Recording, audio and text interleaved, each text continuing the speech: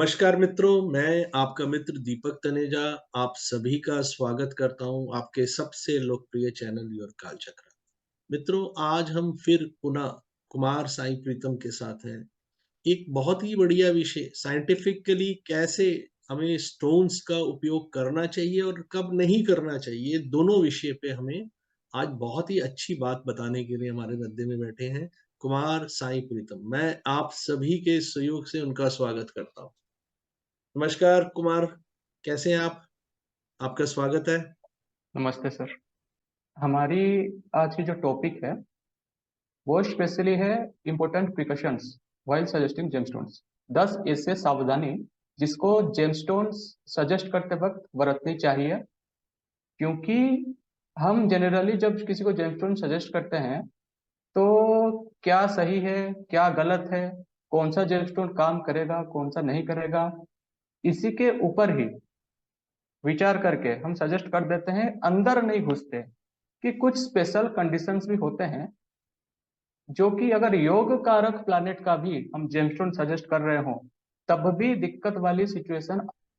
हम उसी के ऊपर एक विस्तृत केस स्टडी जिसको बोलते हैं प्रैक्टिकल चार्ट के सहित हम आज इसके विश्लेषण करेंगे और इसी 10 प्रिकॉशंस को लेके हम हमारी विवेचना करेंगे। हमारी जो प्रिकॉशन से जाने से पहले ये एक डिस्कशन करना जरूरी है कि हम जेमस्टोन की सिलेक्शन कैसे करें।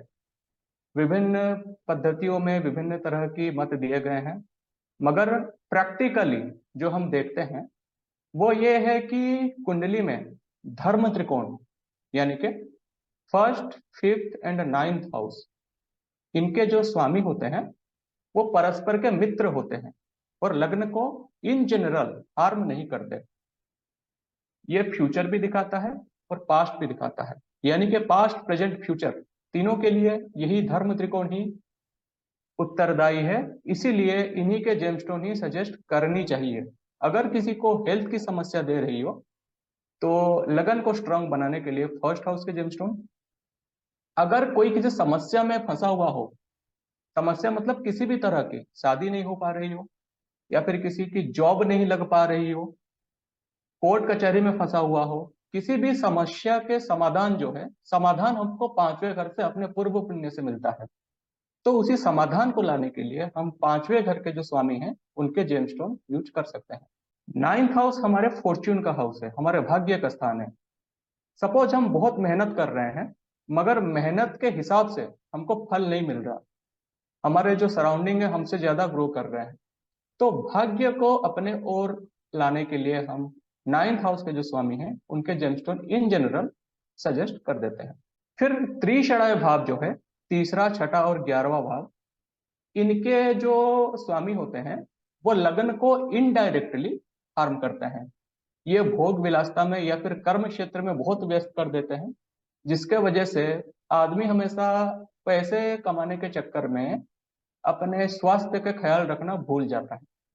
इसीलिए वो इनडायरेक्टली जो देते हैं वो मेडिकल के खर्चे में ले भी लेते हैं।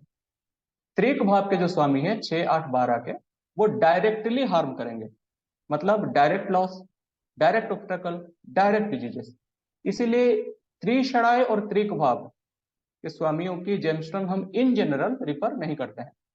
अब राहु केतु की अगर बात आती है तो राहु केतु अगर त्रिकोण में या फिर उपाचय स्थान 3 10 और 11 छठे भाव को छोड़ के अगर यहाँ पे अकेले बैठे हों या फिर किसी योग का, तब जाके इनकी जेमस्टोन सजेस्ट करनी चाहिए, वरना इन जनरल इनकी जेमस्टोन सजेस्ट करना इतनी भी जरूरी नहीं है। ये जो हम यहाँ पे जेमस्टोन्स देख रहे हैं, सन के लिए रूबी है, मून के लिए पर्ल है, मार्स के लिए रेड कोरल, मरकरी के लिए एमराल्ड, जुपिटर के लिए येलो सफायर, वीनस के लिए डायमंड, सैटर्न के लिए ब्लू सफायर, राहु के लिए हेजोनाइट यानी कि गोमेद, केतु के लिए कैट्स आई यानी कि लहसुनिया, यूरेनस के लिए टॉर्कोइस, नेपच्यून के लिए फायर ओपल और प्लूटो के लिए रेड गार्नेट यूज होता है। एक स्पेशल केस ये है कि बड़े सारे बड़े बड़े एस्ट्रोलॉजर्स फायर ओपल को प्लैनेट वीनस के जेमस्टोन या उपरत्न भी की ओर से ये सजेस्ट कर देते हैं। ये गलत है, क्योंकि ये एक तुक्के की तरह काम करता है नेपच्यून के पोजीशनिंग को देख के। अगर प्लैनेट में नेपच्यून ग्रह 6 8 12 भाव में स्थित हो जाए तो भूल कर भी फायर ओपल की सजेशन मत दीजिएगा, वरना गड़बड़ वाली सिचुएशन आ सकती है। हमारे जो अगर आयुर्वेद को देखें तो हर एक जेमस्टोन के साथ वात, पित्त और कफ, ये जो त्रिदोष हैं, उनमें थोड़ी सी डिस्टरबेंस क्रिएट होती है। रूबी की एनर्जी हॉट होती है और उत्तप्त रूबी पित्त बढ़ाने के कार्य करता है। पर्ल जो होता है वो स्लाइटली कोल्ड होता है, कफ को इंक्रीज कर देता है। रेड कोरल पित्त को हार्मोनाइज करता है, कफ को इंक्रीज करता है। एमरल्ड जो है वो वात को हार्मोनाइज करता है, कफ को इंक्रीज करता है। येलो सफायर जो है स्लाइटली वार्म स्टोन है, ये पित्त को बढ़ाता है, कफ को हार्मोनाइज करता है। डायमंड जो है वो स्लाइटली कोल्ड रहता है, कफ को थोड़ा सा इंक्रीज करता है। ब्लू सफायर एक ठंडा स्टोन है, शनि खुद भी ठंडा है, इसकी वजह से वो वात को बहुत वृद्धि कर देता है। ये अकेला ही स्टोन है जो कि वात को इंक्रीज कर रहा है, और कोई नहीं कर रहा। हेजनाइट यानी कि जो गोमेद है, ये एक स्लाइटली वार्म स्टोन है, पित्त को इंक्रीज करता है, कफ को हार्मोनाइज करता है। और जो क्यार्ट्स आय है वो एक हॉट स्टोन है, वो पित्त की वृद्धि कर देती है। अब हम नेक्स्ट स्लाइड से आएंगे हमारे प्रिकॉशन की ओर, जो कि हमारे मुख्य टॉपिक है। यहाँ पे अंग्रेजी में दिया गया है, अगर हमारे अंग्रेजी दर्शक आते हैं तो यहाँ से पढ़ के समझ सकते हैं, हम हिंदी में विश्लेषण करेंगे। Use of gemstone may create an imbalance in tridoshas of the body. The astrologer must ask the native whether he or she has got any problem or not related to vata, pitta और kapha before suggesting any gemstone. इसका अर्थ यह है कि किसी को gemstone suggest करने से पहले एस्ट्रोलॉजर को यह बात ध्यान में रखनी है कि उसके बॉडी में वात, पित्त और कफ किसी में इम्बैलेंस तो नहीं है, तो गड़बड़ वाली सिचुएशन हो सकती है। फॉर ए प्रैक्टिकल एग्जांपल हम एक चार्ट लेते हैं। ये एक तुला लगन की कुंडली है। इनको बिजनेस में इतनी ग्रोथ नहीं हो रही थी। इनके देखेंगे तो कर्क राशि है, पुष्य नक्षत्र में है चंद्रमा। इनकी बॉडी इन जनरल पित्त प्रधान बॉडी है। तो ये एस्ट्रोलॉजर के पास गए, एस्ट्रोलॉजर इनको गोमेद पहनने की सलाह दे दी। हम पिछले स्लाइड में देखे हैं कि राहु स्लाइटली वार्म, गोमेद जो है स्लाइटली वार्म स्टोन है और पित्त की वृद्धि करती है। ये राहु खुद एक अग्नि तत्व राशि में बैठा है। ये महाशय जब गोमेद पहने, आफ्टर फ्यू डेज उनकी chronic acidity and gastric related trouble शुरू हो गई। बड़े सारे अस्पताल गए, बड़े सारे डॉक्टर बदलवाए, मगर कुछ भी फायदा नहीं हुआ। फिर हमने इनको सजेशन दिया कि आप ये जो है ये गोमेद उतार दीजिए, और गोमेद उतारने के कुछ ही घंटों बाद उनकी बॉडी में इंप्रूव होनी शुरू हो गई और महीनों के अंदर वो बैक टू नॉर्मल स्टेट आ गए। ये है हमारे दूसरी precaution. If a natural malefic has ownership over a trikona and a trikbhava, then using its gemstone will bring troubles associated with it. इसका अर्थ यह है कि नेचुरल मेलिफिक अगर त्रिकोण का स्वामी होके किसी भी त्रिक भाव का स्वामी हो जाए, तो त्रिक भाव के जो पाप का प्रभाव है वो उसमें बहुत अपने अंदर कैरी करा हुआ रहता है। इन जनरल डीएक्टिवेटेड होता है, मगर अगर इसको हम जेमस्टोन पहना दें तो वही पापत्व की वृद्धि हो जाती है। अगर कोई भी नेटिव 6, 8, 12 के एनर्जी को यूटिलाइज नहीं कर रहा हो, अगर वो इन्हीं नेचुरल मेलिफिक की, जो कि त्रिकोण और त्रिक भाव के स्वामी हैं, इनकी अगर जेमस्टोन पहन लेता है तो गड़बड़ वाली सिचुएशन आ सकती है। फॉर एग्जाम्पल, मिथुन लगन की कुंडली है ये, शनि कुंभ राशि में है, स्वराशि है, यहाँ पे त्रिकोण के साथ साथ अष्टम भाव का भी स्वामी है। ये नेटिव ने अपने भाग्य को थोड़ी सी राइज करने के लिए ब्लू सफायर पहनने के कुछ ही घंटों में ये थोड़ी सी अनकंफर्टेबल महसूस करने लगे। फिर हेल्थ कंडीशन उनकी अगले कुछ दिनों में पूरी डिटियोरेट हो गई, और सजेशन के हिसाब से उन्होंने ये ब्लू सफायर उतार दिया था, और उतारने के मतलब कुछ मिनटों में ही, after 5-10 minutes, he got instant relief from that uncomfort health that he was feeling. Precaution number 3. If a natural malefic occupies a Marak bhav, especially second house, then his gemstone can bring health troubles for the native. ऐसा क्यों? क्योंकि बैठ जाए तो वो, जैसे कि हम आतंकवादी के हाथ में अगर कोई बंदूक पकड़वा दें तो उसका गलत उपयोग वो करेगा ही। वैसे ही कोई भी योग कारक ग्रह हो या त्रिकोण का स्वामी हो, नेचुरल मेलिफिक अगर वो हो, अगर वो मारक भाव में बैठ जाए तो वो उसके अंदर थोड़ी सी मारकत तो आ जाती है। अगर वो सेकंड हाउस में बैठ जाए तो उसकी सीधी दृष्टि अष्टम भाव पर आती है, जिसके वजह से ये नेटिव को हेल्थ ट्रबल देता है। जैसे कि एक सिंह लगन की कुंडली है, मंगल योग कारक है, नेटिव को थोड़ी सी हेल्थ इश्यू आ रही थी और जॉब मिलने में दिक्कत आ रही थी। तो इसके फॉर्च्यून को राइज करने के लिए एस्ट्रोलॉजर ने इनको मंगल की रेड कोरल सजेस्ट कर दिया था। रेड कोरल पहनते ही उसी दिन इनकी स्टोमक डिस्टर्बेंस हो गई, उनके चेस्ट में कंटिन्यूस पेन होने लगी, ये एक एज ए लॉकेट पहनी हुई थी। फिर आफ्टर 2 वीक्स जब इनकी सिचुएशन पूरी खराब हो गई, फिर हमारे सजेशन के बाद ये उसको उतार दिया और बैक टू नॉर्मल स्टेट आ गया। यह है प्रिकॉशन नंबर 4। अगर कोई भी ग्रह भाव चलित चक्र में 6, 8, 12 में शिफ्ट हो जा रहा हो तो उसकी जेमस्टोन एडवर्स रिजल्ट देता ही है। जैसे कि ये मेष लगन की कुंडली है, इनकी एक फीमेल नेटिव की कुंडली है, इनकी शादी नहीं हो पा रही थी। तो एक एस्ट्रोलॉजर ने इनको चंद्रमा के जो जेमस्टोन है पर्ल पहनने के लिए दिया था, क्योंकि चंद्रमा लगन का मित्र है और सप्तम भाव में बैठा हुआ है। मगर उन्होंने भाव चलित नहीं देखा था, जिसके वजह से ये नेटिव पर्ल पहनने के बाद कुछ ही दिनों में एक chronic cold and cough related trouble में आ गई, और ये जो है एंटायर ईयर उसी ट्रबल में रही। बहुत सारे मेडिसिन खाए, कुछ क्योर नहीं हुआ।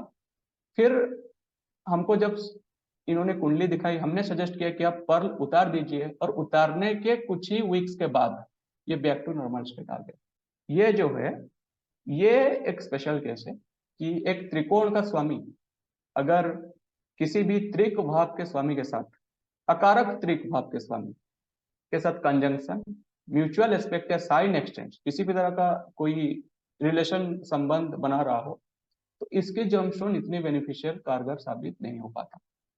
जैसे कि ये एक कर्क लगन की कुंडली है, जुपिटर 9th लॉर्ड है, इनको बिजनेस में इतनी मुनाफा नहीं हो रही थी, तो एक एस्ट्रोलॉजर ने इनको येलो सफेयर पहनने के लिए दे दिया।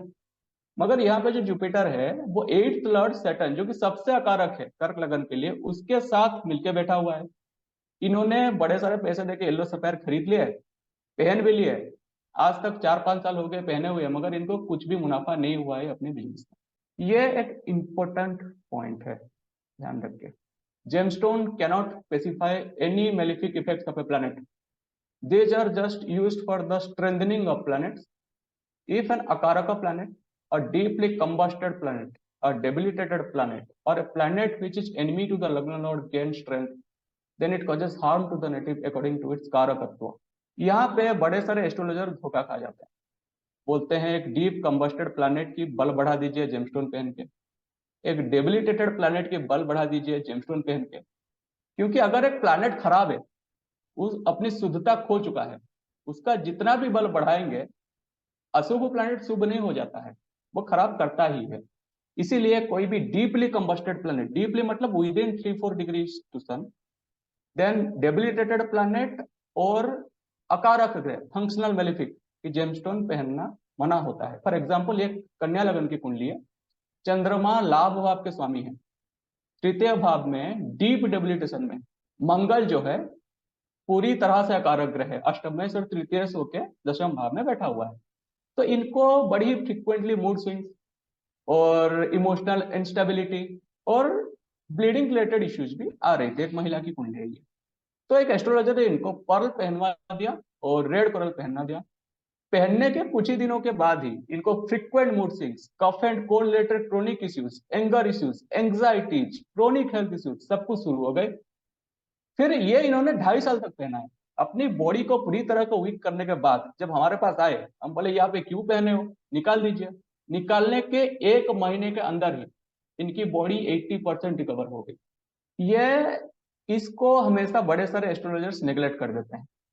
ये है gemstone of planets under the influence of Rahu Ketu में produce adverse results for the native. अगर कोई भी ग्रह राहु केतु एक्सिस में हो या फिर राहु केतु के द्वारा हेवीली इन्फ्लुएंस हो, तो उनके लिए जेमस्टोन जो है इतनी कारगर साबित नहीं होती, क्योंकि इनकी कंट्रोल राहु केतु के भाग में इनके पास नहीं है। ये एक धनु लगन की कुंडली है। इन महिला को एक फोबिया, हेलोजिनेशन जो कि क्रोनिक है, बड़े 10-12 साल से हो रही थी। तो एक एस्ट्रोलॉजर के पास गए, एस्ट्रोलॉजर ने बोला चंद्रमा पीड़ित है राहु से, तो चंद्रमा के बल बढ़ा दीजिए। इनको मोती दे दिए। अब इन्होंने मोती पहन लिया। मोती पहनने से पहले 1 महीने तक इनको कुछ पता ही नहीं चला कि मैंने कुछ पहना हुआ है, कुछ काम भी कर रहा है कि नहीं। आफ्टर 1 मंथ इनकी फ्रिक्वेंट अटैक्स होने लगी हेलोजिनेशन और फोबियाज की। For puja path they have wasted a huge amount of money but it didn't work, because यहाँ पे जो चंद्रमा है राहु से पीड़ित है, राहु कर्क राशि को भी पीड़ित कर रहा है। इसमें राहु को शांत करते तो बड़ी सारी उपाय हो जाती है, मगर चंद्रमा के बल बढ़ा के इनको प्रॉब्लम में आ गई। प्रिकॉशन नंबर 8, ये एक कंडीशनल प्रिकॉशन है। इसके लिए आपको बर्थ टाइम की करेक्ट होनी जरूरी है, एक्यूरेट होनी जरूरी है। If a planet is affected in a particular divisional chart, then its gemstone cannot provide any fruitful results related to the section of life which is indicated by that divisional chart. आपने देखा होगा बड़े सारे तुला और कर्क लगन की कुंडली लिए, क्योंकि हम योग कारक के ऊपर ही रिसर्च कर रहे हैं ज्यादातर, क्योंकि उसको सबसे शुद्ध माना जाता है।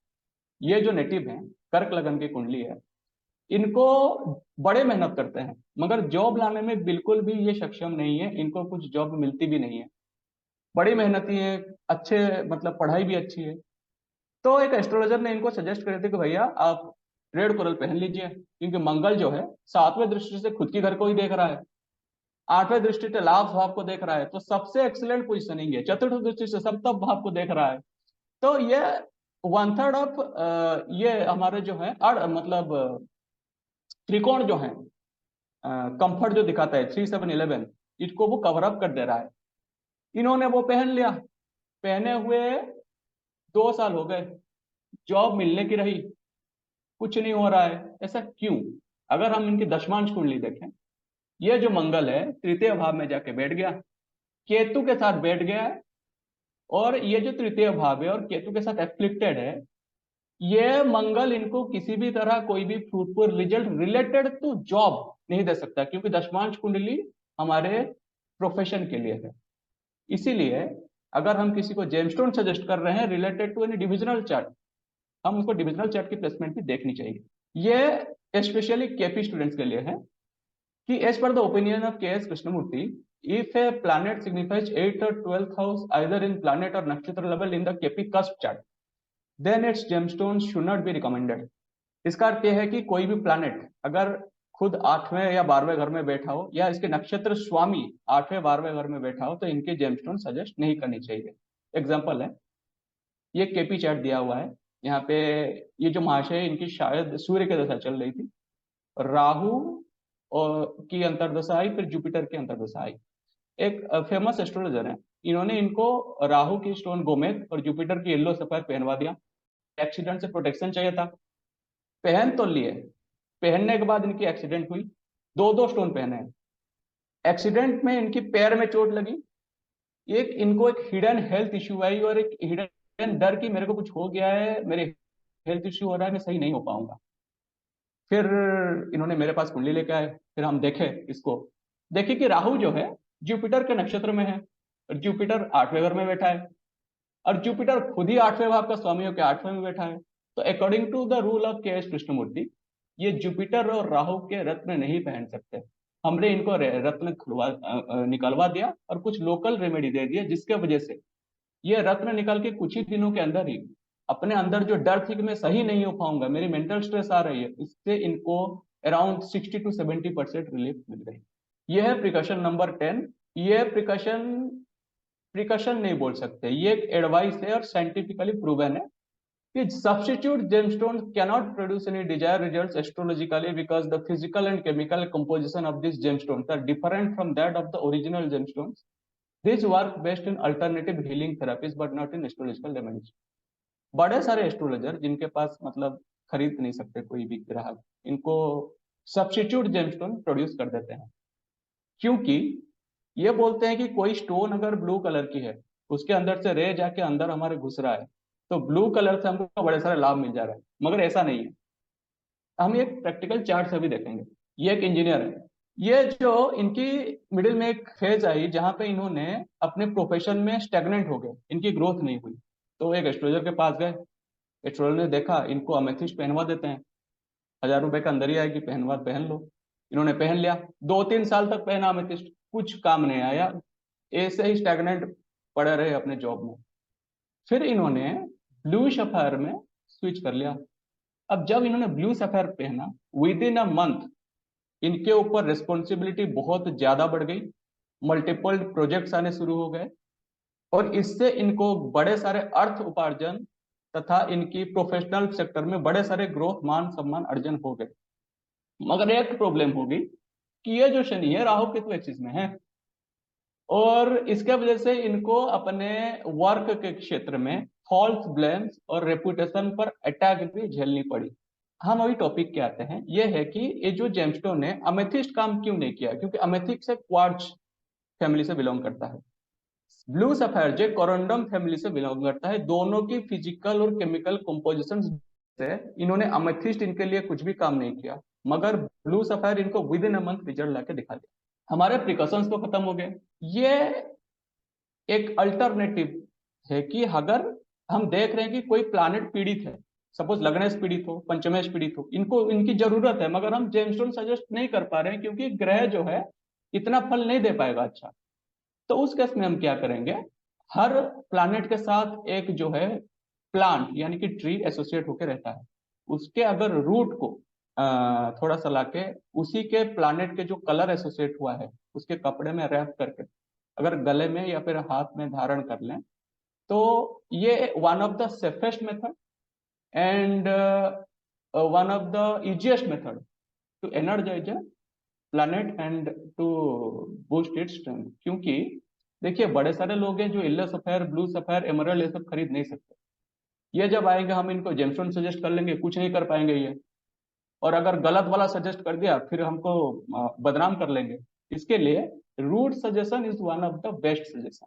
जैसे कि सन के लिए हो गया बेल के रूट, मून के लिए खिरनी, मार्स के लिए अनंत मूल, मरकरी के लिए विधारा, जुपिटर के लिए वराना, वीनस के लिए सरपुंखा, सैटर्न के लिए आंवला, राहु के लिए सर्पगंधा और केतु के लिए अश्वगंधा। सपोज किसी के कुंडली में मंगल योग कारक है मगर पीड़ित है, हम जेमस्टोन सजेस्ट नहीं कर सकते, तो उस केस में अनंत मूल को एक रेड कलर के कपड़े में, छोटे से कपड़े में उसको डाल के अगर रेड कलर के थ्रेड में उसको गले में धारण कर लें या हाथ में धारण कर लें, तो ये उस मंगल के पॉजिटिविटी को वृद्धि करके इक्विवेलेंट टू जेमस्टोन हमको रिजल्ट देने में सक्षम है। Excellent, excellent. मैं वर्ड्स नहीं है जो मैं बोलूँ कि एक तो बहुत साइंटिफिकली आपने एक-एक चीज़ को रखा। पहले उनका वात, पित्त, कफ से जो हमारा पड़ता है प्रभाव, वो बहुत बढ़िया बताया आपने। जो कलर थेरेपी में एंडिंग करी आपने, वो भी बहुत अच्छी करी। इन बिटवीन जो आपने लॉजिकली एंड साइंटिफिकली एक-एक प्लैनेट जो उसकी एफ्लिक्शन को, उसकी स्ट्रेंथ को देखकर आपने जो सजेशन दिए, बहुत ही बढ़िया, बहुत अच्छा वीडियो। कुमार का मोबाइल नंबर और ईमेल एड्रेस यहाँ दिया हुआ है। आप में से किसी को भी कोई भी कंसल्टेंसी संबंधित कोई बात करनी हो, आप इनको डायरेक्टली अप्रोच कर सकते हैं। इसी के साथ आज के लिए इतना ही, फिर मिलते हैं। नमस्कार, धन्यवाद।